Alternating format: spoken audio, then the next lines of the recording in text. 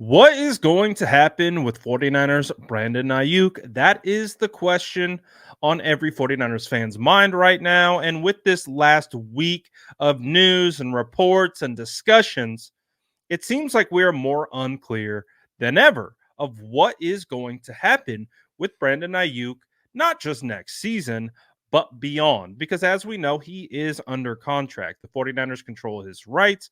They picked up his fifth-year option. So Brandon Aiyuk has got to play for the 49ers next year, no matter what. He just has to decide, or the 49ers in tandem have to decide if it's going to be beyond 2024.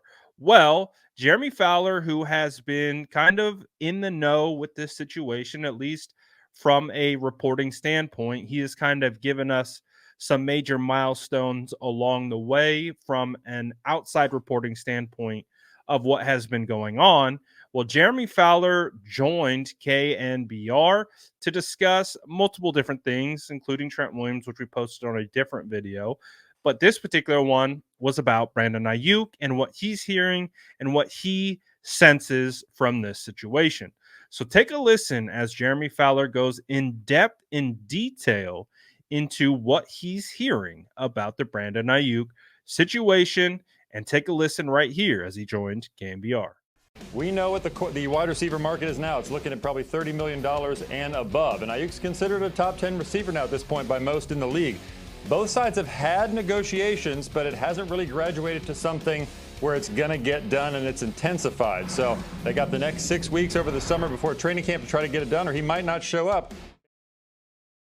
Okay, we thought the 49ers were going to go into hibernation, but there's still talk about what's going on with Brandon Aiyuk and even Trent Williams and others. Let's talk 49er football. They're going to rejoin the fray late July, but in the meantime, the stalemate continues between John Lynch, Parag Marate, Kyle Shanahan, Jed York, and Brandon Aiyuk's camp. Let's talk about it with Jeremy Fowler, senior NFL reporter and writer for ESPN. Jeremy, welcome to the 49er flagship here in San Francisco at KNBR. Brian Murphy, Marcus Boucher, Murph and Marcus. How you doing, Jeremy? Hey, Jeremy.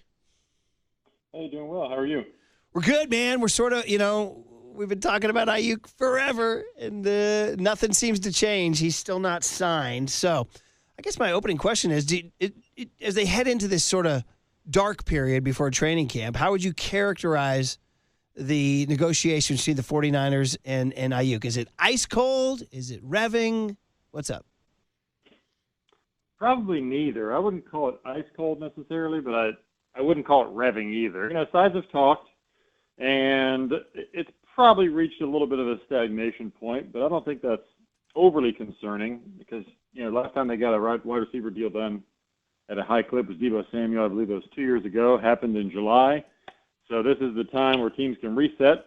Front offices are taking time off a little bit now as they get through minicamp and they're in the summer. But certainly there's no reason to majorly panic until you get to late July, early August. And, especially if Aiyuk's not showing up, which he didn't to minicamp. So it's a complicated deal because Aiyuk's catapulted himself into the top 10 wide receiver conversation with his performance last year. But at the same time, he's not in that Justin Jefferson class where it's sort of a no-brainer to pay him. And the market is what it is. Amon-Ra St. Brown hit the $30 million mark. I believe that's a benchmark for Aiyuk, at least in some metrics. You'd like to either match or beat him. So makes it complicated. Jeremy, we saw the Chiefs take a different strategy in getting rid of Tyreek Hill, of course, trading him to the Miami Dolphins because they did not want to pay him $30 million per year. Do you think that possibility could come up with the 49ers and Brandon Aiyuk, especially when they have so many other high-paid players on this roster? Well, I think that opportunity probably passed around the draft.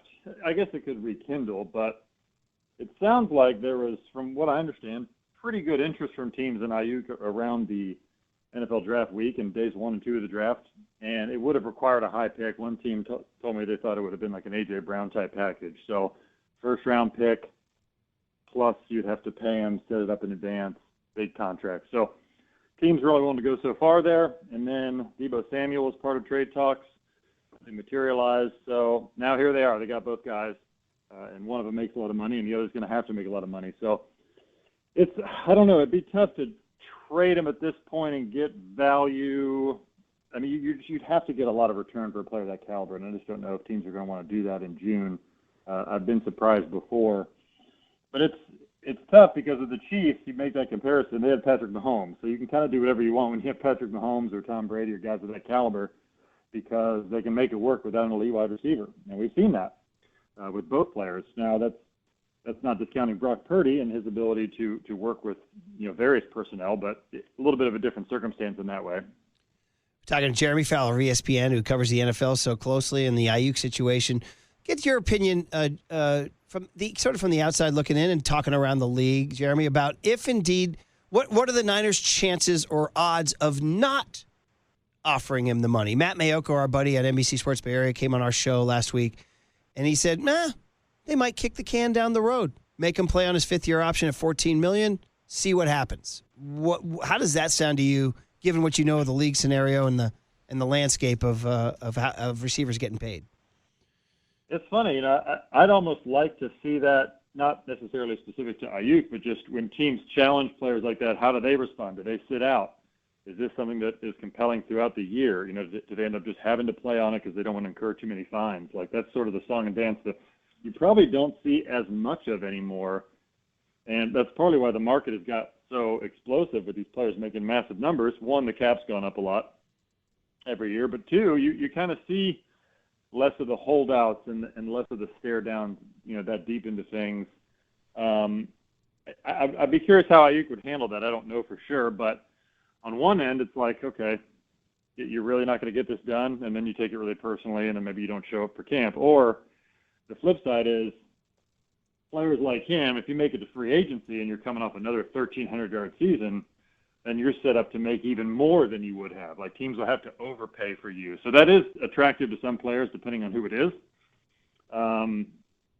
Yeah, that would be interesting. I don't know. I don't know how that would shake out, because there's so many fines that you would incur if you stayed away. It'd be different if you're on the franchise tag like T. Higgins, and he can just not sign that thing for as long as he wants in Cincinnati and just wait it out and show up whenever he wants to.